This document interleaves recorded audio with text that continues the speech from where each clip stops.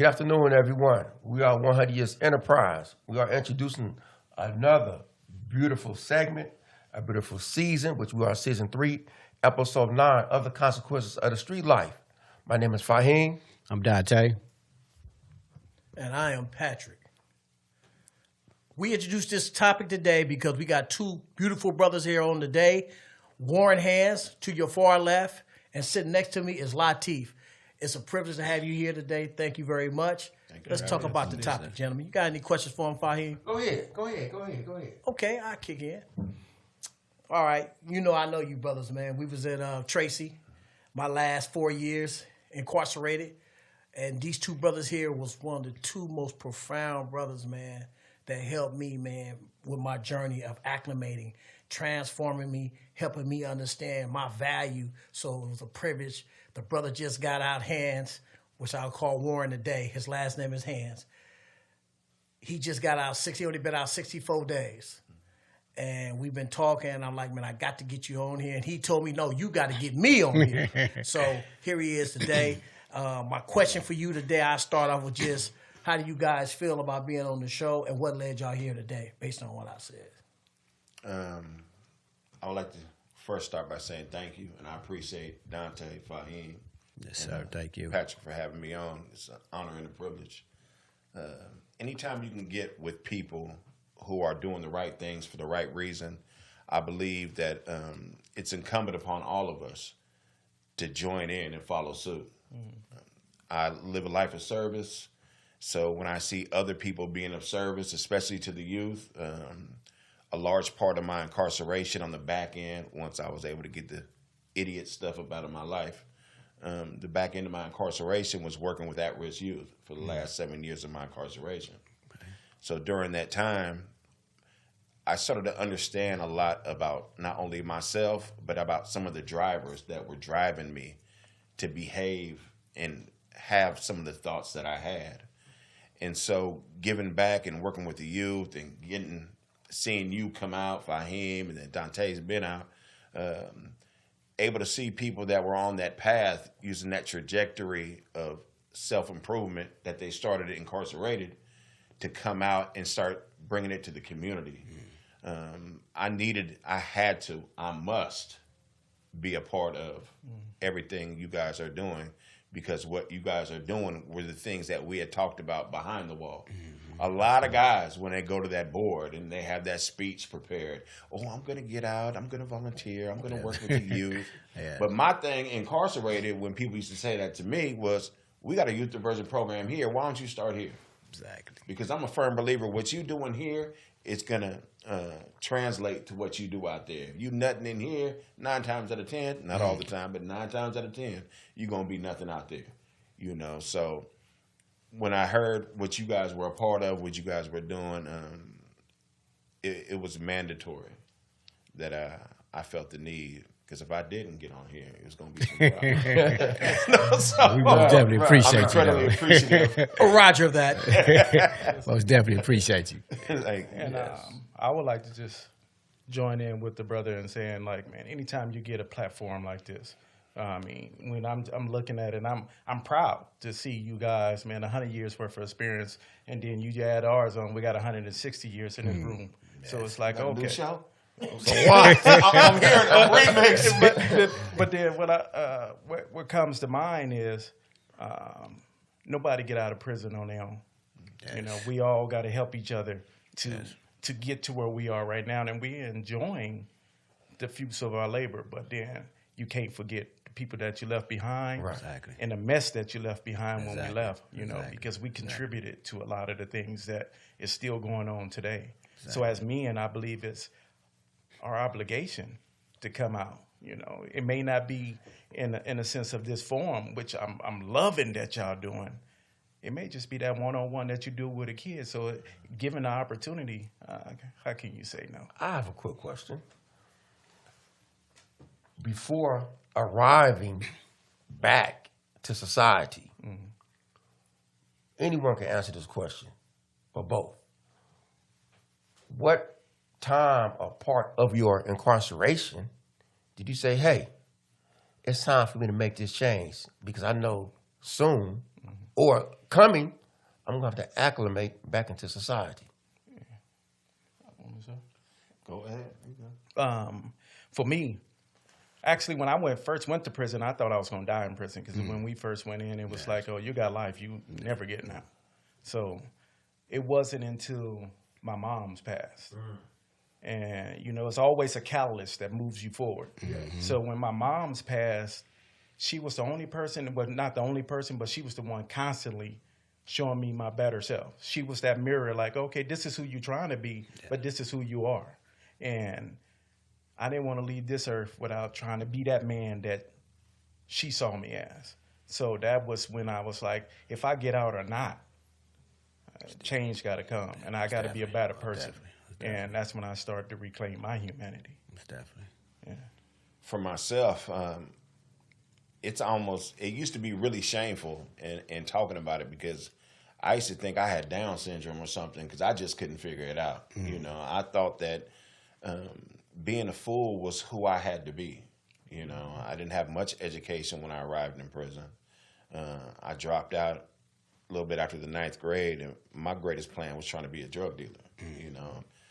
And so coming to prison gave me that platform to be all the dumbness I needed to be in entering my incarceration. And so it took me, out of the 32 years, it roughly took me about 24 before I started to figure it out. And there was incremental improvements along the way.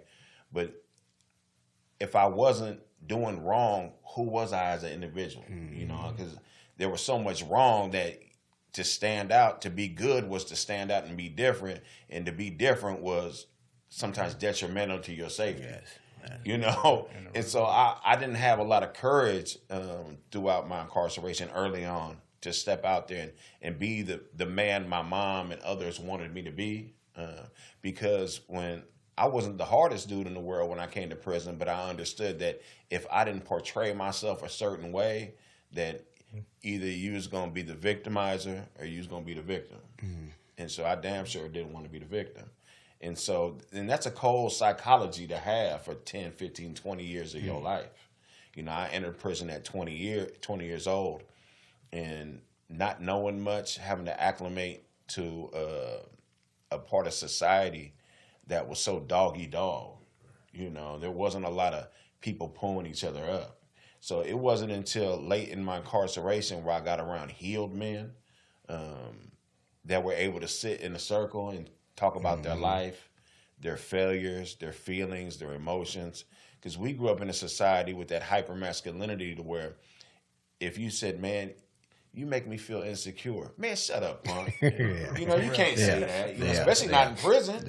I couldn't go to fight him, you know, early on. You know, I really feel vulnerable right now.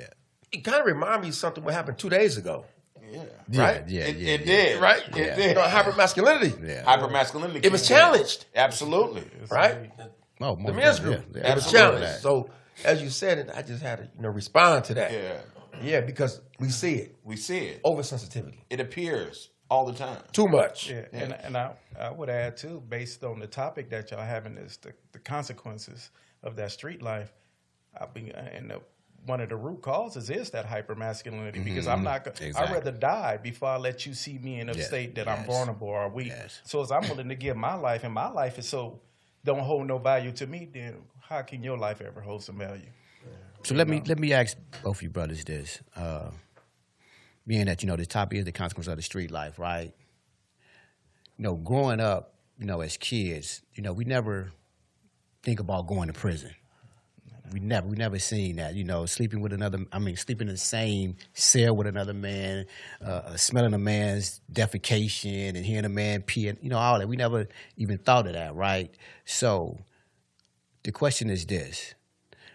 We had to go through something, right? Because if we didn't go through what we went through, we wouldn't be the man that we are today. So would both of you brothers agree to that? Absolutely, 100%. And if I can just take it a step further to the beginning of your point, some of the people I knew that came home from prison got a parade. They got a bundle, they got a car, they got a broad, so to speak. You know what I'm saying? So when they came home, they were like showered with. You didn't know what had happened to them on the inside. Yes. How horrible it was. Cold SOS, hard pancakes. They didn't tell you none of that other stuff. It was glamorized. You saw the picture. They had got worked out and got buffed, and so you didn't really know what the penitentiary was about. Yes. I didn't at least. Yes. I just knew some of the things. Okay, he got in trouble. He went away for a while. He came back. We threw him a picnic. It was all good. I didn't know what happened in the span of the 5 years. I didn't know anybody who did life because nobody ever went home back then. And so having zero understanding of what was about to transpire, it's hard because people weren't coming home from prison saying it was horrible. Yes. They weren't coming home from prison saying, "Oh my God, it's horrible. Please do not go there. Change your life now." Yes, indeed. You know, you don't know you're gonna have a 4'9" woman telling you to shut your dumb ass up and lock up. Yes. You know, they don't tell you none of that stuff. You know, they don't tell you all the stuff. You have to degrade yourself on a daily basis. Stripping out. Going and coming from the yard when I first hit prison, going to the yard, coming back from the yard, got butt naked. They don't tell you none of these things. And so it was lightweight romanticized in certain segments of my background growing up. And so I was oblivious to it. You know, my needs were more important than taking Mr. Brown's life. Mm-hmm. You know, and the back end was never even a consideration. Prison, I'm not getting caught. I'm too smart for all that. I'm never getting caught. What am I got to worry about the consequences for? You know, and so just to further that point. Yes, thank you. You want to add something to that? What I was about to say was my mom's had a little saying, said, "You don't throw the baby out with the bathwater." And prison represent everything he just said, you know, and it was a struggle every day. But I also became a man in prison. Yes. So I'm able to come out today and look in the camera and tell the youth, you know, you don't want to experience. I experienced enough for the both of us, man, if you allow me to. Yes. You know, so you don't want to go through that. Yeah, but then in the same breath, I mean, I see you brothers, man, and it's making a difference. I got a question because I got to bring this forward. In terms of the class that we participated in, that we created amongst ourselves, I got to get light to this. Yes, indeed. The Operation Transformation class, indeed. right? We have to speak to that. Yes, we do. Because we talk about being a man, you talk about consequences of street life and acknowledging, right, who we are, what we've been through, and taking responsibility, and then having to redeem ourselves amongst our peers. Yes, indeed. Right, and find a better way for ourselves to prepare ourselves to be acclimated in society. So Yes, speak to indeed. that. Anyway, y'all jump in. Because being that just one of the hardest things in this class that we had to speak on was we was talking about daddy issues. And I personally didn't know my father, and I could have told you he would have walked past me on the street on fire. I wouldn't have probably cared, or I had no issue with it. But then to be in that class and have to face the fact that, okay, well, then I may have some father issues. I may have what they call daddy issues. And that took courage for me because it was one of those things that I never wanted to admit to myself, let alone to somebody in a group full of men. And it kind of got me to my root cause, and as far as us as men being able to open up. Not in just, I'm not promoting that you just go out and just share your feelings all the time. You know, I mean, because you got to be in a safe space and you got to be around an understanding individual. But even in those times, man, we got to be. It takes courage, man. You got to be brave enough to say, "Hey, I do." And once you start to realize that I'm not the only one that feel this way, then it becomes less of a ghost. The boogeyman is not in the room no more, and then you can start dealing with certain things. Yes. Yeah. And vulnerability is for the strong. Hold on. No. I'm not. You gonna give us what we want. You gonna get the audience what they want. Tell them what Operation Transformation was about, how it started, who was behind it, who supported it, and what it was about. It began with the brother Gregory Mitchell Mubashir. It was a lifer class. As he transitioned home, I took I followed in him his seat in the chapel, and we brought in the brother Everett McCoy, who was a OMCP graduate. Everett. Beautiful. And we used to have conversations because at the time I was doing Grip, Vogue, and every other program that was in the institution. And he's like, man, we got this platform. You can get us to Rome. I'm like, I can get us to Rome. He said, man, we got the curriculum. Let's go in there and let's start running these groups, you know. I said, well, what's it going to look like? We're going to take a little bit of this, a little bit of that. Mm-hmm. He brought some stuff in. And it was crazy because as other people were transferring in right around 16 and 17, a lot of people were bringing different kind of curriculums from other groups. And Everett had a really good way of taking the best of a group and making it palatable, you know, where everybody could digest it, you know, where we had every race and every background and every hood in this group being vulnerable. Yeah. And it was groundbreaking, and it was the best group, and we couldn't even let in all the people that really wanted to come in because we were going to keep the sanctity of the group. We weren't going to hopscotch in and out. There wasn't going to be no double dutching. There wasn't going to be none of that. We were going to hold your feet to the fire, and it was a man's group. Yes, it was. And almost 90% of the men who participated in that group actually got out. I was one of the last people, and I co-facilitated. I was one of the last. So every time I used to call Raymond say, Raymond would start the conversation. You know who else beat you home? I'd be like, man, I don't even want to talk to you. Wow. Transformation. Yes, indeed. Speaking of vulnerability, in order to get your life back, per se, two things you had to have. First, you had to start with the courage, right? Absolutely. You had to have that courage to become vulnerable in front of some people you ain't even know. Mm-hmm. We got these youth out here today. They dealing with it. They don't understand what courage is. Mm-hmm. They don't understand what it means to be vulnerable. Mm-hmm. How do we relate that to them? You know, I could just speak from my experience doing youth diversion for 7 years, sit every weekend, sitting with kids. Mm-hmm. For me, the most heartbreaking stories, all of them were heartbreaking, but the most heartbreaking was always the girls with me. Mm-hmm. Those were the ones when I used to go back to the cell after a session, I just used to crawl into bed and sleep just for hours. Because the things that girls have to endure in this age, you know, it's not just us as boys trying to get them to kiss us and do whatever else we was trying to do. Now, they grow up in a society where you must be liked. Somebody must click a button in order for you to validate who you are as an individual, as a girl, as a underdeveloped, brain-forming girl. And if you don't send me a picture, I'm going to tell the whole class you did something in real time that you didn't do. And so girls had these enormous pressures to do things they wouldn't normally do. Or they watch videos where girls are shaking their ass and dropping it like it's hot and making it rain and all these other things. And they feel they need to do this in order to fit in and be invited to a certain dance, a certain party, a certain function. So sitting around girls who have been sexually assaulted and traumatized, and some didn't even know each other in a group setting I sat with, but the same boy did it to 3 of the 5 of them. Was heartbreaking. And when you talk about vulnerability and transforming, the greatest thing was finding my humanity in doing this work. Because nothing hurts more than a girl who feels that not her mom, not her school guidance counselor, not her principal, not her teacher, she's inside prison discussing how somebody else sexually assaulted her for the first time in her life.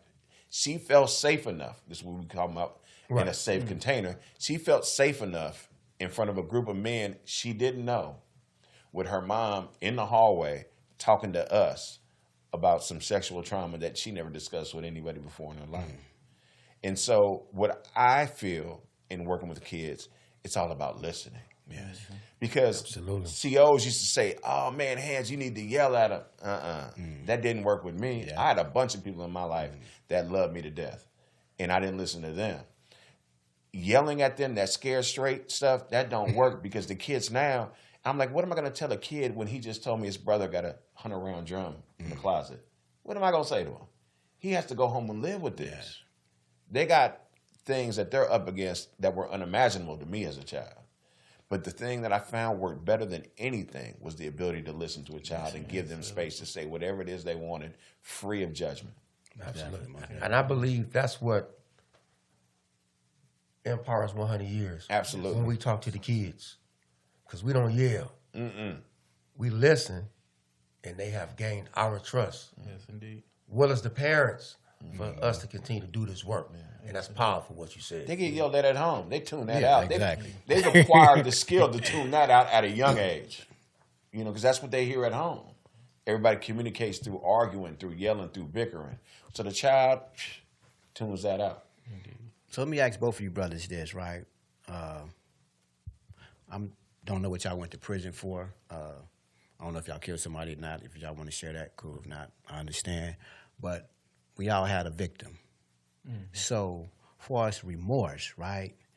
Do you have remorse for, even if you hurted somebody, even if it wasn't your case, the case that you went to prison for?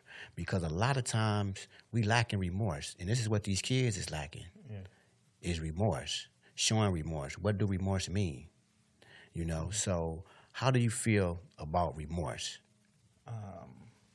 For me, remorse was big because, like I said, my catalyst for change came at losing my mom's, and it was in 2012. So I was in prison for 22 years, and I felt so bad that I felt physically something was wrong with me, and I actually went to the doctor because I thought something physically was wrong with me because of the pain that I was going through. And when you stop and think, my mom died a natural death. Well, as natural as it comes, not as natural as it comes, but she had dementia and she passed. But I kind of knew it was going to happen. Yeah. And then when you sitting up there and you in tears and it's like you can't explain the pain that you're going through, but you knew it was coming. How did that family feel?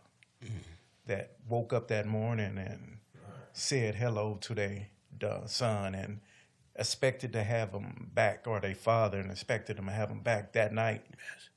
And because of a decision that you made, because you wasn't man enough to deal with the things that was going on with you, you placed them in the same position. Yes. So if you don't see or understand or feel, because we always say, "Well, you feel me?" No, is you don't feel it. Yes. You know, if you can't get that feeling like, man, I love mine just as much as they love theirs. But then it's easy because we always see, like, and I said it earlier, like my life held no value to me when I was young and I was on the streets. I thought I was going to live forever. I can come out any shootout. I can do what I needed to do. I was going to survive, you know, but you always think your actions are your own. But it's far from that. How about you? Okay.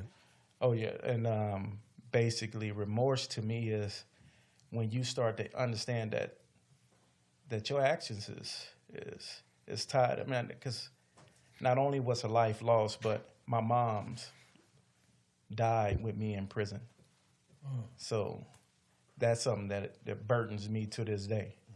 And it's one of those things where, you know, without that feeling, without remorse, none of the things that I do, or I'm not motivated by anything other than that, is to make amends for the pain and sufferings that I caused through most of my ill-fated decisions.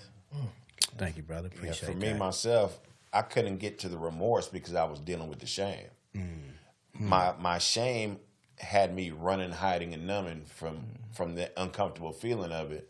And so getting to the remorse, I didn't want to feel for me, so I sure as hell couldn't feel for you. Yes. You know, so I went through this whole thing, these stages where, you know, bits and pieces of enlightenment would come to me, and I wanted to change. I was doing some good things, but I was still playing with phones and doing other things. I thought I could do both. I changed a lot, you know. Do I got to change all the way? Come on, you can't expect me to change all the way. You know, I ain't changed enough, you know. And so I had that thing where, you know, I was straddling the fence for a long period of time throughout my change. But the remorse came when I started to care about others. And a lot of that came from working with the youth. Some of that came, like Latif and Patrick. You know, I think at one time all our moms were going through some stuff. Yeah. And so I lost my mom and my brother while I was incarcerated in back-to-back years. And there was a lot of trauma and shame and guilt. Although I had already started to change my life and my mom finally started to see the son she always wanted to have, it was a driving force to my remorse. Yes. And being able to sit and do victim offender dialogues and symposiums with victims and listen to them share their stories and really create a bond and a kinship. I know all three of us, we sat in some groups and listened to people who were impacted from violent crimes. One mother we sat with, it happened like 25 years ago, but when before she told us it was 25 years ago, you thought it was 25 hours ago. Yes. So you're like, man, this is the harm I created on somebody else. Yes. And hopefully they're okay now with their lives, with the destruction I brought to it. Yeah, thank you, brothers, for sharing that. I just want to say, for those who's listening today, it was powerful stories from Latif and also Warren. Subscribe to 100 Years DLP on Instagram, 100 Years .biz on our website, as well as, what's the other one, 100 Years what? Enterprise. 100 Years Enterprise, YouTube. Hit the like button, subscribe, and share, of course. And like. And liked. But again, I'm flustered. I'm flustered because I'm so proud to be doing the work that I'm doing for 100 Years Enterprise, being a mentor, you know what I mean, and also, seeing the two brothers got out and doing the things they doing. 64 days, man. How'd that feel to you before we close? It really, I don't like to say this because, people say, man, that's narcissistic or something, but it's really been seamless. But you are. Yeah. A little bit, Ain't nothing wrong with it. I have a high opinion of self. It's good. You should, though. You should. But I should. Yeah, I know where I came from, how far I've come. Most definitely. But it's kind of been seamless, And, when you was giving me directions here, you could have made it a lot more easy if you'd have said there's a right next door to your job. I didn't know what options recovery was at. Yeah, Dig that. right next door to where I started before I went to the West Oakland branch. It's 8 steps away, And so, it's been nice. I'm in the full swing. I'm working as a substance use disorder counselor, working with people suffering from co-occurring disorders. And so I run groups 5 days a week for intensive outpatient services. And, man, I'm still doing the work that I was doing in there. And it's nice to be gainfully employed with immaculate benefits and commuting to work every morning.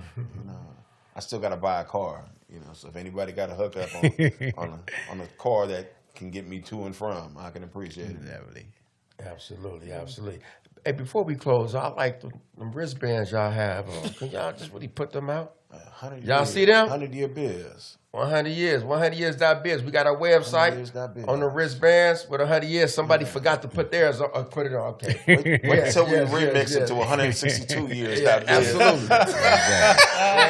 So again, we thank you all for coming in here. I appreciate you We guys, appreciate man. it. Absolutely. And a couple weeks ago, all three of us with another member we was a privilege to go to Sacramento, right, and talk to some senators and legislators and with Moms Demand Action. Okay. And just being a part of that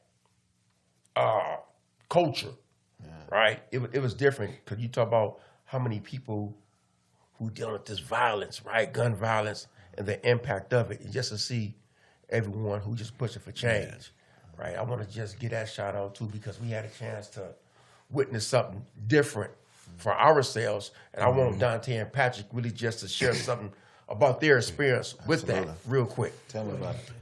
Oh, man, that was a beautiful experience for me. And I think I shared that with the brother Kasim, right? You too, Fahim, sitting up in that cell and looking at the state capitol from a 8-inch TV, and never thought I would be there. But that was a very beautiful experience to be able to talk to lawmakers about change in our community that I helped destroy. So that was a very beautiful experience. I'd just like to add too, man, the group of women that I was with, right? We all was in different spots in the Capitol, right? And we all got a chance to talk to legislators and stuff like that. But it was profound because the women that was there was really pushing me to talk, right? Talk, you know what I mean? So when I got a chance to talk, some of the legislators said, I heard of you guys, 100 years. that moved me, man. That moved me. And it humbled me, but it moved me that it was acknowledged in regards to from our sphere and with the body of work that we doing, and how important it was for us. It just hit me. I realized that I was at the right moment at the right time. Absolutely. And so it was all, it was just a monumental space to be in at that time. So I just You said that. prepared for this moment, though. From your financial literacy class they used to teach inside. This is, you've been building on this, for quite some time. And I could say support these brothers. Man. Absolutely, They man. putting forth a dynamic Absolutely. platform. Absolutely. And we can end it with this here. Proper preparation prevents what? Poor performance. It prevents what? Poor performance. One more time. It prevents what? Poor performance. And we performing all 5 of them. Absolutely. And we out. Thank you. 100 years is a prize. Thank you, brothers.